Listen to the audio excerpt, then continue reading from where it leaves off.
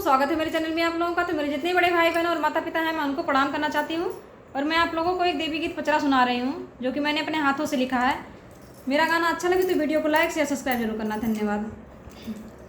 देखी लाइक सपना मैया आइलू दुआरो, मांगिला हम भिखिया अपने अचरा पसारो। देखी लाइक सपना मैया आइलू दुआरो, मांगिला हम भिखिया अपने अचरा पसारो। लागत तोहर कृपा बनल, तोहरे कृपा से हमर मंगिया भरल। आइल बाटे मलिया लेके फूलवन के हार हो, डाल तू नजरिया खोला दरबार मैया, डाला तू नजरिया खोला दरबार मैया, डाला तू नजरिया।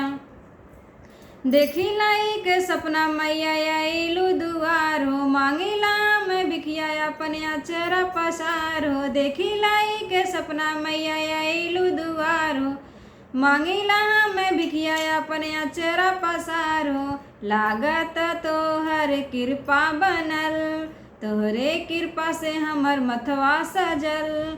आइल बाटे सोनरा लेके टिकावा तोहार हो, डाला तू नजरिया खोला दरबार मैया, डाला तू नजरिया खोला दरबार मैया, डाला तू नजरिया। देखी लाइक सपना मैया आइलू दुआरो, मांगिला हम भिखिया अपने अचरा पसारो। देखी लाइक सपना मैया आइलू दुआरो, मांगिला हम भिखिया अपने अचरा पसारो।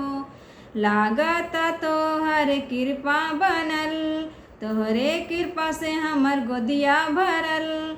आइल बाटे बज्जा लेके चुनरी तोहार हो, डाला तू नजरिया खोला दरबार मैया, डाला तू नजरिया खोला दरबार मैया, डाला तू नजरिया। देखी लाइक सपना मैया आइलू दुआर हो, मांगिला हम भिखिया अपने अचरा पसार हो। देखी लाइक सपना मैया आइलू दुआर हो, मांगिला हम भिखिया अपने अचरा पसार हो।